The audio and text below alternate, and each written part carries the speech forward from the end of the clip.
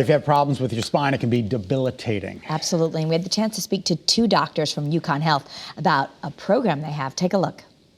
A complex spine disorder is a serious condition that can be painful and limit your daily activities. Because it's more difficult to treat, UConn Health has assembled a collaborative, multidisciplinary team that can handle all aspects of care. Joining us now to talk more about it are Dr. Scott Malozzi and Dr. Ian McNeil, co-directors of the Scoliosis and Spine Deformity Surgery at UConn Health. So guys, thank you so much for being with us.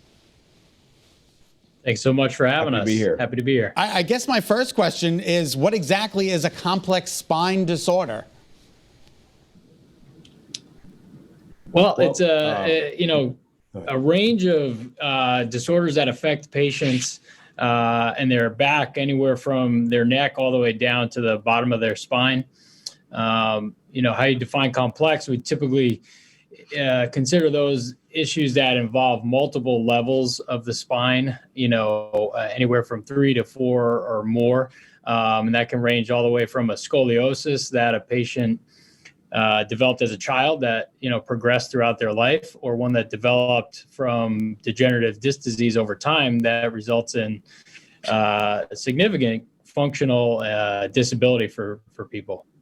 Yeah, and we all, at least as girls, we remember getting checked in school. Maybe sometimes these things get missed. How do you really diagnose it properly? So yeah, there are a variety of different types of deformities, including scoliosis. I think that is typically what the average person may be familiar with, is the scoliosis that's often screened as people are going into adolescence. But there are a variety of different types of deformities, and there are types of scoliosis that can occur and even in infancy. And then there are types of scoliosis that can develop as one ages into adulthood, or even as they age farther into adulthood. And sometimes scoliosis can even emerge after a previous surgery, after a traumatic event, after an infection.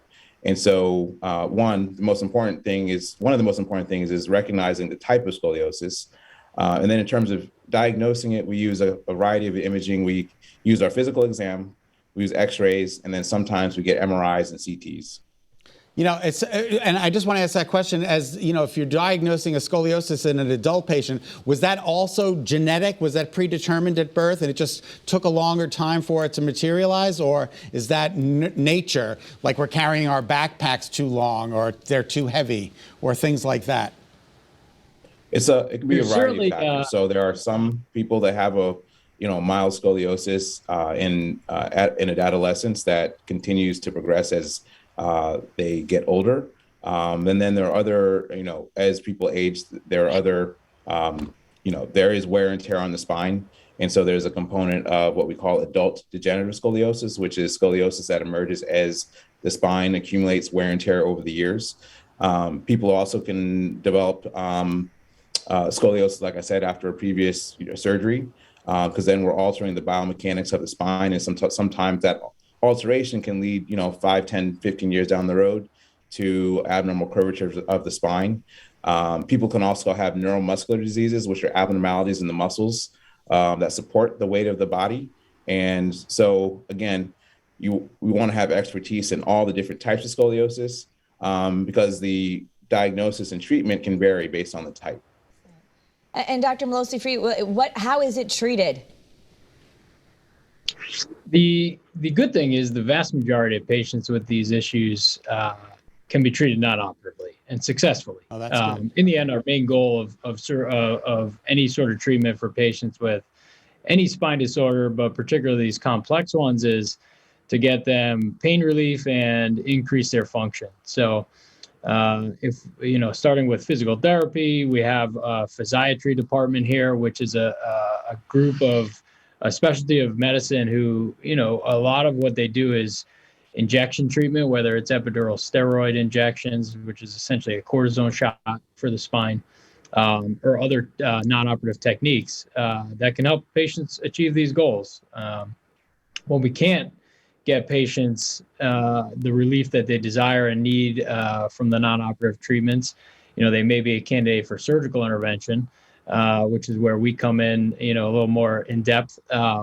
And that typically for these types of disorders involves either reconstruction of the spine with hardware such as, screws and rods and fusions, which are, can range from a smaller surgery to a pretty extensive one with a long recovery. But the goal, again, is always just to get patients try to be more functional and improve their quality of life. Well, we're almost out of time, but I think it's great that UConn is right here in our state. It's a collaborative and multidisciplinary team that you guys have assembled, and we're grateful for that. So thank you so much. Thank you very much for having us. We're happy to be here. Yeah, and for more information, if you're wondering, gosh, can you help me? You can visit health.uconn.edu and get some more information. Thanks, doctors. Thank you, doctors. Thank you for having me. Thank you.